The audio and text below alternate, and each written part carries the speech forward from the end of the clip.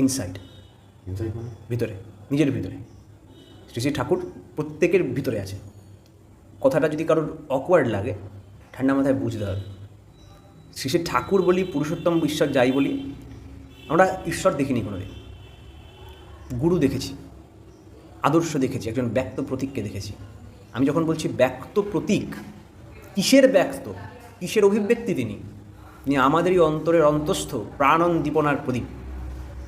আমাদের অন্তরের যে প্রাণন কম্পন, আমাদের যে অস্তিত্বর আবেগ, অস্তিত্বর সম্বেগ, এটা যখন বাইরে মূর্তি নেয় with all its connotation and activity, সেটা যে পার্সোনালিটিটাকে রিপ্রেজেন্ট করে, সেই পার্সোনালিটিটাকেই বলা হয় গড।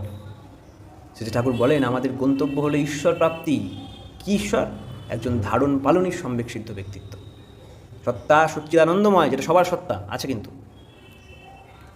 এই সচ্চিদানন্দের পরিপোষক যা, তাই ধর্ম, ঠিক আছে, বুঝলাম, কিন্তু এই ধর্মটা মূর্ত হয় আদর্শে।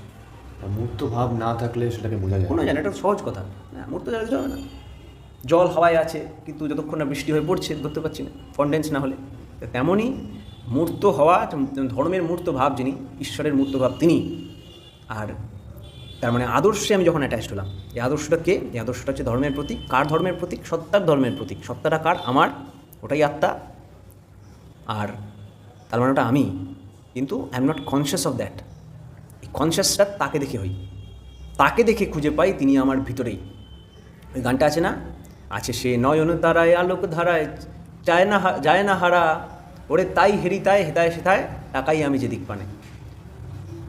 ওই গানের সেকেন্ড প্যারাগ্রাফ যেটা আছে, মানে যে আমি তাকে খুঁজতে গেলাম সেথায়, এই মনে পড়ছে না লাইনটা, যে আমি তাকে খুঁজতে গেলাম, আমি ফিরে এসে নিজের দেশে ওই যে শুনি আমার গানে তাহার বাণী। আছে না গানটা? ফিরে এসে নিজের দেশে ওই তো শুনি তাহার বাণী আপন গানে। তাহলে তার বাণী আমার গানে শুনি, কারণ আমার মধ্যেই ছিল ওটা। তাকে দেখে অ্যাওয়্যার হয়েছি যে আমার মধ্যে। নাহলে বলি কী করে পুরুষোত্তম অমর? তিনি অমর তো হয়েই আছেন। সে যখন ভাবধারার ভাববাণী যখন দিচ্ছিলেন এক সময়, তখন মনে মনে প্রশ্নের উত্তর দিতেন। এরকম আছে ঘটনা। তার মনে মনে ভাবছে, এসব দেখতে পাচ্ছি, সারা পৃথিবী যদি এটা দর্শন করতে পারতো, কিন্তু এই ছেলেটা মরে গেলে কি হবে? তখন ঠাকুরের 22-23 বছর বয়স। এই ছেলেটা মরে গেলে তাহলে তো পাবে না। ঠাকুর মনে মনে ভাবছো, ঠাকুর তখন শুয়ে যে ভাব অবস্থায় বলছে, আমি মরলে কি হবে? বলে হা হা করে হাসছে। বলে আরে আমি আবার মরি কোথায়, আমি আবার যাই কোথায়? এই জায়গাটাই হচ্ছে ওই মেসেজটা। Third place to find Thakur, that is within us.